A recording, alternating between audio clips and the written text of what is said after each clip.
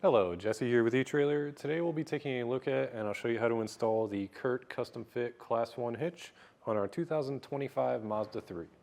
The Mazda 3 is a smaller car with not a whole lot of storage space on the inside of it, so adding a hitch onto it will give you that ability to add on extra storage space, whether it be something like a bike rack or a cargo carrier. Here's a closer look at our hitch when it's installed on the vehicle. It has a nice gloss black paint job. And as you can see, the cross beams are almost completely concealed behind the fascia. So all you'll be seeing is the 1.25" receiver opening. Behind that is a 1/2" pinhole. Pin and clip are not included with the hitch. However, we have many options available here at eTrailer. Also, any accessory that you add on will most likely come with one included. Then we have a wire type safety cable loop here. Super easy to fit any style safety cable you might have, whether it be a clevis or an S like this. Now for some measurements, from the ground to the top of the inside of the collar is right at 1 foot. So keep that in mind for any accessories that you add on. You'll most likely want something with a little bit of a rise to it. From the center of the pinhole to the edge of the bumper is just about 4 inches, so keep that in mind for any folding accessories that you might add on to make sure they don't make contact with the vehicle. As for the weight capacities on the hitch, we have a gross trailer weight of 2,000 pounds. That's the amount of weight that you can pull behind the vehicle, and a maximum tongue weight of 200 pounds. That's the amount of weight pushing down on the hitch. Just be sure to double check your Mazda's owner's manual to ensure that your Mazda 3 can handle that weight safely. All in all, there's really not a lot of hitch options for the Mazda 3, but you really can't go wrong with a CURT hitch on this vehicle. As far as the install goes, it's a pretty simple process. It's just a matter of taking off a plastic panel below, lowering the exhaust, and then lifting the hitch up into place. If that's not something that you think you can get done yourself, maybe you don't have the time, the space, or the tools to do so, feel free to check out our dealer locator. If you are looking to get this installed yourself, then follow along and I'll show you how we did ours. Also, if you have maybe you're installing this hitch on your Mazda 3, you have any tips or tricks, feel free to let us know, or you can just share some pictures of what you're putting on the back of your Mazda 3. We'll begin our install by removing this plastic panel. So we have some 10mm bolts tucked up here. Pop those off. And one on that side, one on the other side. Get those removed. Now we have 3 8mm screws to remove. One on each side and one in the middle.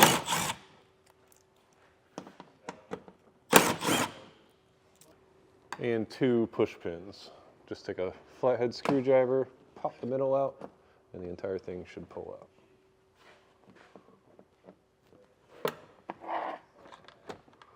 From there, you may kind of have to mess with the tab on the side here, but it should pull out. So on the sides, it needs to be pushed in. There's a tab holding everything, but just push it in and the entire assembly will pop out. We're not going to be reusing this. We can just set this aside or throw it away. Now with that panel out of our way, we can get to removing this bracket here. There's going to be a couple 10mm screws tucked up inside there. Get that one out, and the other one's over here. Now we just have a couple of push pins, one here and one here. Same way as those other push pins, just pop the center out and it pulls out.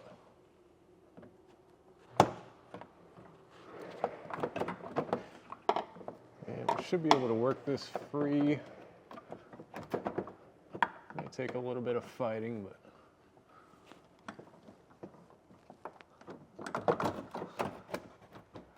just kind of rotate it and it should come out. There we go. Now we need to lower our exhaust down a little bit. I recommend having something supporting the exhaust. So if you're working on the ground, you could use a floor jack. If you're up in the air like us, then a cam strap works fine. But I sprayed down our rubber hangers with some soapy water just to help them slide off easier. pry on them with a pry bar. Get those popped loose. There's 2 on this side and then 2 on the other side. So I have all of them loose now, and we can lower our exhaust a little more to get it out of our way. We need to remove this plastic piece. There's one on each side. So just come in with something with an angle on it that you can kind of dig into it with and just work it out.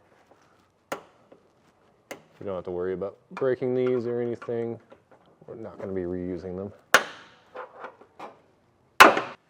Now we need to enlarge our access hole in order to get our carriage bolts and all of our hardware up into the frame. So 1, 2, 3, the third hole here is the one that we're enlarging. I'm going to try using a step drill bit to enlarge it. It does have to be pretty large to fit our hardware. I recommend just drilling out a bit and then test fitting to see if your hardware will fit through, but I'll start drilling.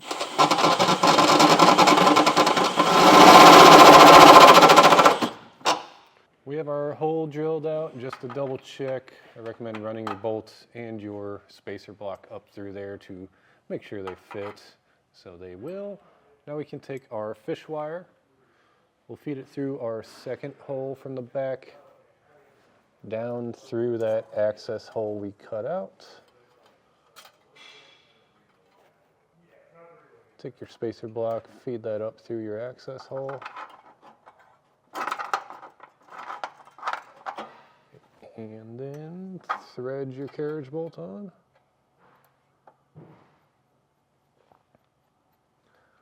And pull it up through. It may help to go backwards with the bolt. Maybe if your hole's a little on the small side.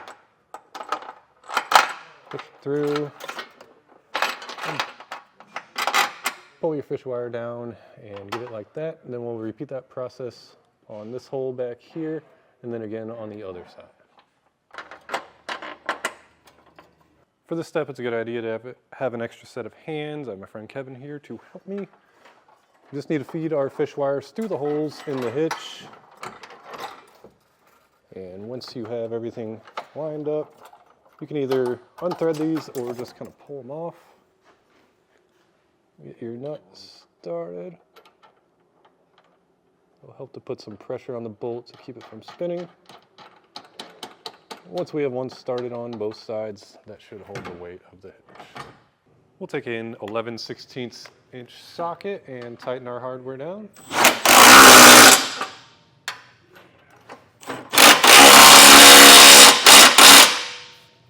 Now we need to torque our hardware down to the specification listed in the instructions. If you don't have your own torque wrench, we do have some options available here at eTrailer, or you could always rent one from your local auto parts store.